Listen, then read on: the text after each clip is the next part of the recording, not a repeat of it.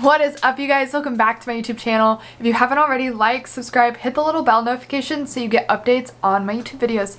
So today we're doing it a little different. Inside Psych, I wanted to have you guys ask questions because I was seeing that my comments were constantly being filled with questions. So I pushed everyone over to Instagram. So we're going to do a what you guys want to know Inside Psych edition. So before we do that, let's hit the intro.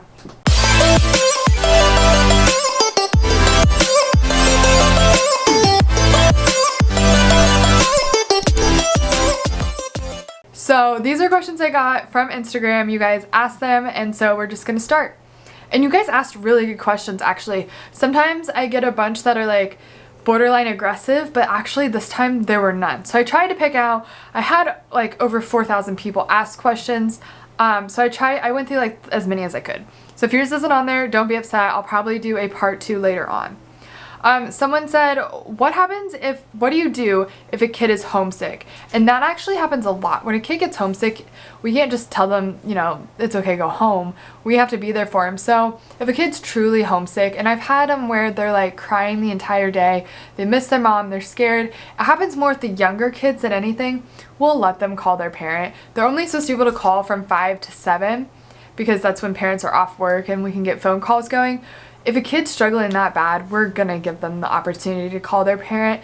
We're there to make it better. We're not there to make it worse. Like if you're that homesick, we're gonna make arrangements because the worst thing you can do is get worse while you're there because you miss your family. So it usually happens more so with the pre-ads, which is like we get 4-year-olds, and I'll explain that in one of the questions, but 4 to 13. Whereas on the girls unit, I've only had it happen a couple times, and it was like 13-year-olds that just turned 13.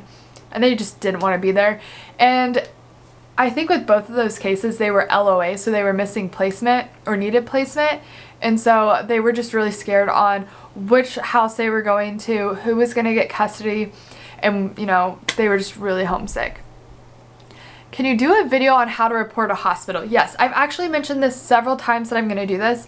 I have it written up, but I've had to send it out to several people because they don't want to misspeak and guide you guys in the wrong direction.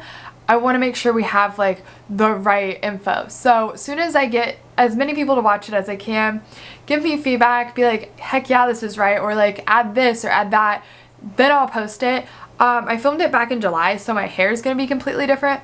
But I have a script that I went off of. I just want people to like really make sure it's right because, you know, it's kind of scary putting out like here's how you report a hospital for abuse, and you just want to make sure it's right for every state and give the right information.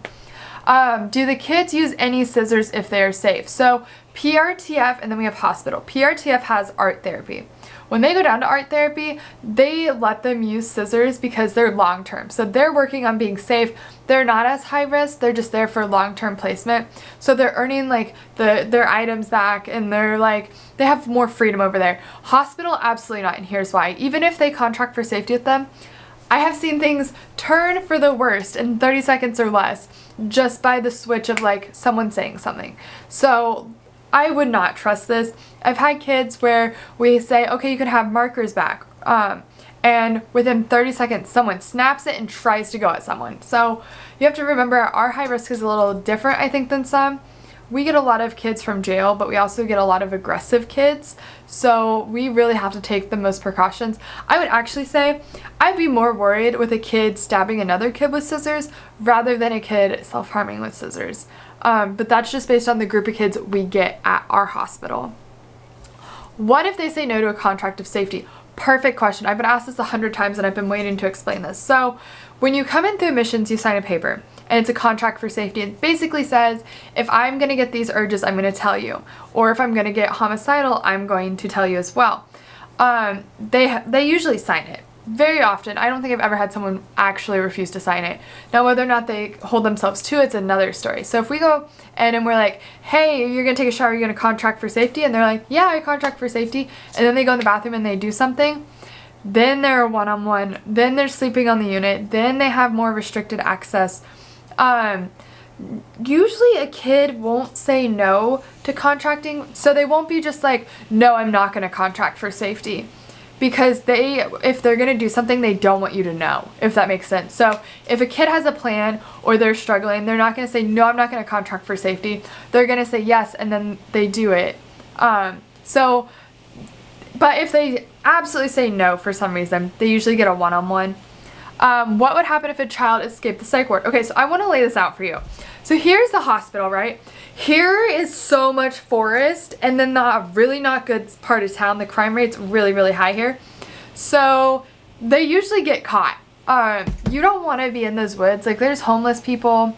There's a lot of violence out there. I mean, there's been times where, you know, I've walked to my car and you can hear gunshots in the distance, and it's because people shoot them off in their farmland.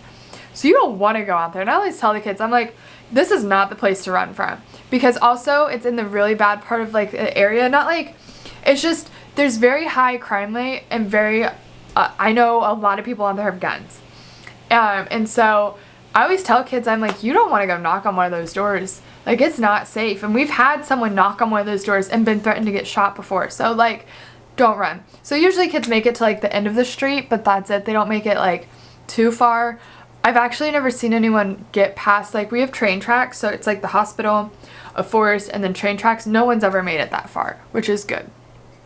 What's the youngest we have there? So we get 4-year-olds sometimes, and it's not because of SI, it's because of placement. So we also have an LOA unit, and so kids come in through, if they're having trouble with their foster families, they end up here. They do 24-hour stays, or sometimes we get a very, very, very aggressive 4-year-old that is trying to hurt someone, and they end up coming to our hospital. But when that happens, they steal your heart, but you also have to remember, like, they're going through stuff too, so you have to sit down and talk to them, and you have to, encourage therapy, because they don't want to do therapy. They want to play board games, or they don't want to talk their feelings out. They'd rather just punch a wall. So you just have to be very careful with the young ones. Okay, so this is a good question, but I want to address it on both sides. So it says, do kids ever get traumatized from holds? I want to say kids and staff do. So a hold is when, you're either aggressively hurting yourself or others, and we have to put you in a hold. There's been times where I've had to put a kid in a hold and I got severely hurt, and it does traumatize you because these kids are like in crisis. They're screaming, they're trying to hurt you, they're trying to kill you, they're trying to do something. And so I would say for both staff and kids, it is, I don't think a lot of people realize like how that job affects our mental health, because we're constantly being exposed to trauma, which I wouldn't have it any other way, but I would say both can get traumatized from it. A kid obviously is not going to want to be put in a hold, and so we're restraining them so they don't hurt themselves or us, so that can be traumatizing. But also it can be traumatizing for us to have to go through it. And I hate talking about holds. I really do. I absolutely hate holds. Like, they're actually really scary, and I'm one of the main staff, so I'm usually the one that has to be involved in it. And the amount of times I come home black and blue because a new staff let go and I got punched in the face or something actually happens a lot. Have you ever had any scary moments on your unit? Okay, so I'm going to go with 2 stories here. So a funny one and then like an actual scary one. So when I first started, they make the newbies do like the grunge work. So I had to take the laundry downstairs, and I had picked up an overnight shift, and while I'm walking in the basement, the lights turn off and the red exit sign turns on. Keep in mind, I've worked there like a month.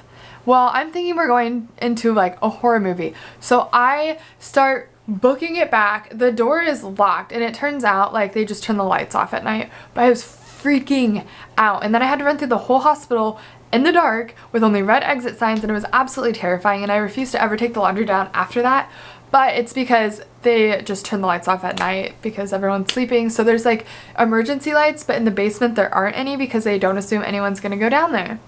That was my mistake. Another scary moment on the unit I've had, I was sitting at a desk once, and I was just typing chart notes, and somehow a kid, because there's like the girls unit and then there's like modified, which I need to go over that one day, but it's in the back, and a kid escaped and had like a scrub top and came behind me and went like that, and they had a hard time like getting him to let go. That was like the scariest moment I've had.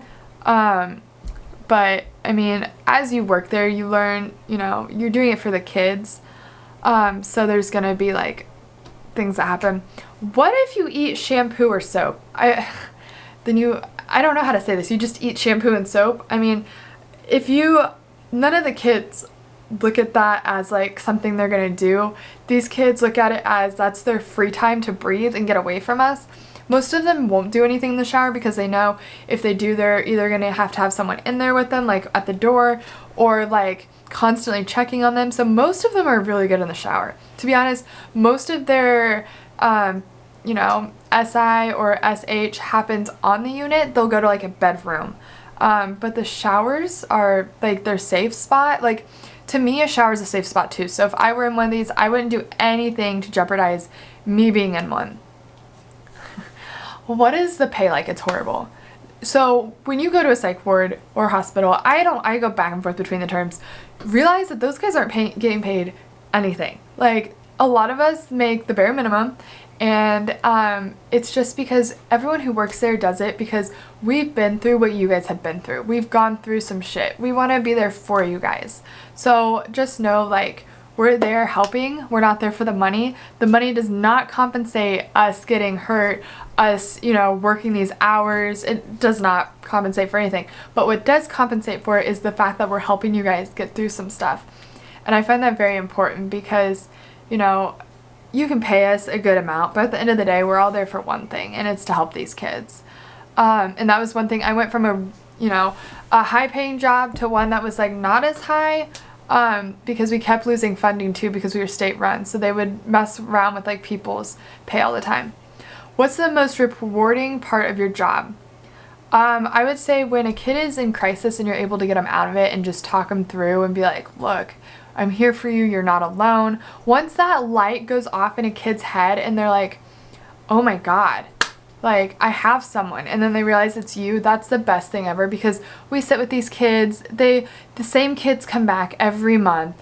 They all, you know, they filter through, they see you, and they know, and you create this, like, this friendship, not friendship, but like trust. Like, they know, like, if there's a new staff, they know, where's Miss Maddie? What day is she working? Like, they know to ask because you were their safe person before.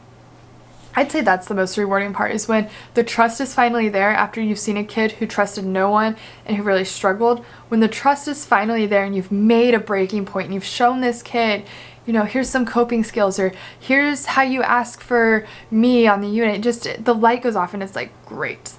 What is the food like? The food is actually not that bad. I would say it's not jail food at all. Everyone thinks it is. It's more like high school cafeteria food. I will say they usually jib you guys at night, and I always complain about your dinners because it's like the big dogs at the hospital aren't there, so they give you like crappy food. But I mean, and that's just me being honest. Breakfast is usually really good. You usually get cereal, milk, apple juice, fruit, Pop-Tart. They kind of really sugar you up for some reason at breakfast. Obviously, if you have dietary restrictions, I'll talk about that in a second. But they move it around.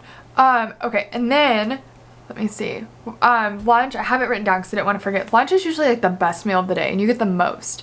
Think about it like the good pizza from schools, chicken, and they do like fried chicken and waffles, and it's really good. And dinner is just like not ever my favorite. It's a lot of usually like Mexican food or like a mixture of whatever we had throughout the day. I'm just not a fan. What happens if someone has food allergies? So I have a food allergy, and we replace it.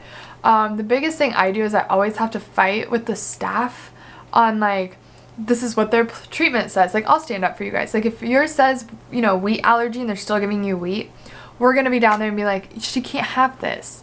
And then they'll probably give us some attitude because the kitchen staff always has attitude with me when I try to correct them, because I'll be like, hey, she can't have this. Well, it doesn't say it. Yeah, it does. And then they want to fight me for 10 minutes. But I will fight for you so you have your food. Say you are super anaphylactic.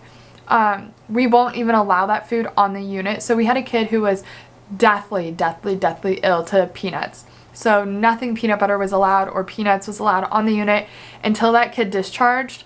And you would think be just like, oh, just sit in the corner and eat, don't touch anything. But I am also anaphylactic, and I know that's not how it works. So we just make sure it's not on the unit at all. And that's just honestly to protect everyone, because at the end of the day, you want to make sure that everyone's safe. If they come in with severe SH, do you wrap their wrists or wherever they SH'd at? Yes, and I wanted to address this because we get this a lot, and I don't think a lot of kids understand what's happening when someone comes in with that. So we take gauze and we wrap it from here down if it's bad, especially if you have stitches, which happens all the time. And the nurse will change it every day. She'll put the medicine on it she needs.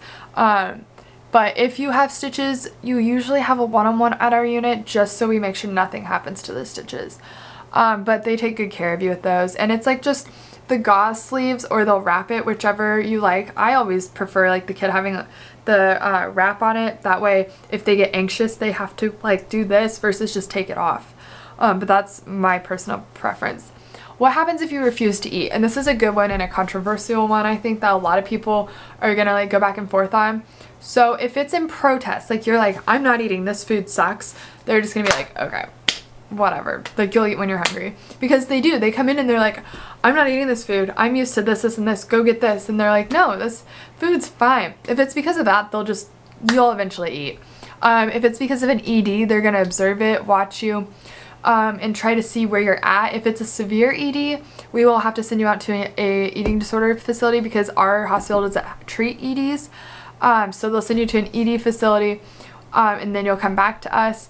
If it's you're just struggling with your ED, they'll probably talk to you more with your therapist and see if your therapist can help you, and see if like there's something we can do to help at all, or just talk you through it. But I mean, I'm usually really good at that. I was exposed to ED a lot growing up, so I'm really good usually with sitting down with you guys and figuring out how I can help. Or if it's because you just get anxious and you don't want to eat, that's fine. I mean, when it comes with anxiety and food, most of the kids there are anxious. They won't eat the first meal, but they start opening up through food like later on. Usually in any of those two cases, not the first one, if you're just being rude because you don't like the food and you're like protesting, I'm not going to offer this. But if you have an ED or you're anxious with food, I'll come up to you and be like, where do you want food from? Like, I'll go get it. Like, is there any place you'll eat it from? Doesn't matter, name it, I'll go get it. Like, because that shows, hey, I'm trying to help you and I understand where you're coming from and I know you're going through a lot. How can I help you? So that's what I do for those kiddos. So those were a lot of good questions. I'm probably going to do a part 2 later on. I'm going to get this video out for you guys. Also, I hit 400,000 on TikTok, so I just want to say thank you so much for everything. I love you guys. The next Inside Psych video will be out next week, and it's going to be a lot about the food at the psych hospital and like showing you what we have, and just I have some ideas. So I love you guys. It might be a bad day month here, but it is not a bad life. I will see you on the flippy floppy.